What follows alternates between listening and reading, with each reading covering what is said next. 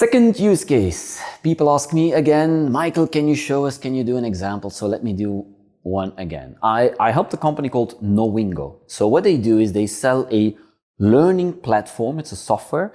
They sell that to a persona called learning managers. So larger companies, they have learning managers, and their responsibility is to make sure they find a way to teach the knowledge or spread the knowledge within a company. Now, typically, here's what most companies do. When they bring out a software or they invent a model, what they will do is they will go to the market and say, in learning, there are 3 pillars. But we actually, based on research, we have found there is a 4th one. And then they get into this academic fight with the person in front of them, an expert fight about who's the smartest and how good the new model works. And then typically the expert on the other says, oh, I never thought it to be like that. And they have very interesting meetings and they're very happy. They take very long. Everybody goes home. Nothing gets solved. That's not the way to do it. You can't go in, tell them you're way better. You can't go in and say that you're a better expert than them. No, they know their stuff. They know their company. You're basically there to de-worry them, to facilitate them. So their presentation basically had all the slides explaining the 4th pillar and all. And I was just watching this and I was thinking, this is not going to work. And secondly, I also thought that if you think about learning, it's not a process that ends. You can't say here is one building block and that's it, right? So we had to find another way. And I had to find a way that people that didn't know anything about learning, so salespeople that are not learning consultants, experts, could tell the story.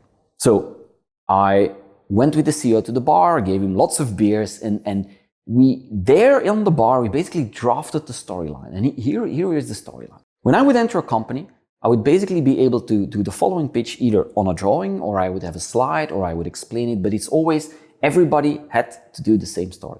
And here it goes. So, hi, I'm Michael from Knowingo.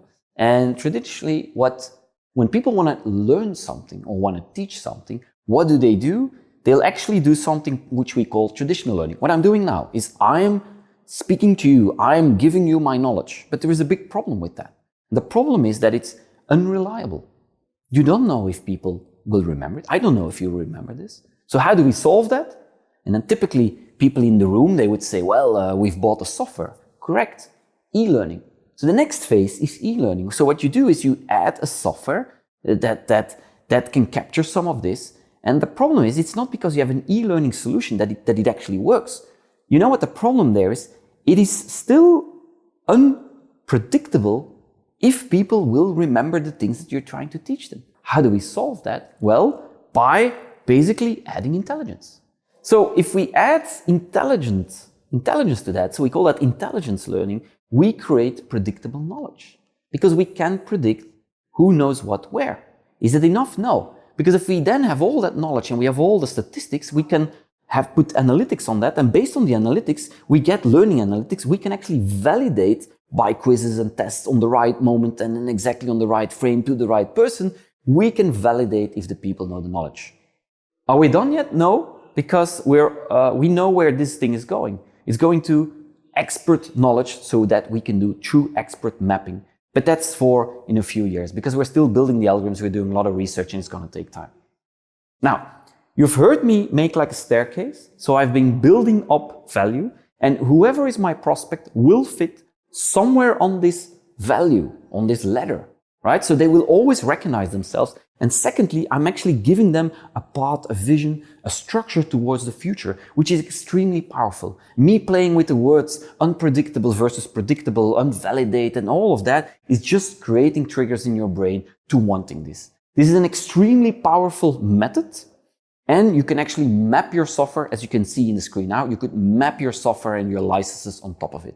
The advantage was that this is very simple to learn for all the salespeople and all the people in the company, and everybody would sing the same song because that's what you want. Because you have different songs, it creates different value propositions. That creates, again, margin pressure, which is something you don't want. So use this staircase, you tell them the journey, and you know what's good? When you know you've done it really well, people will phone you up later on and say, you know what, could you send me that slide, please?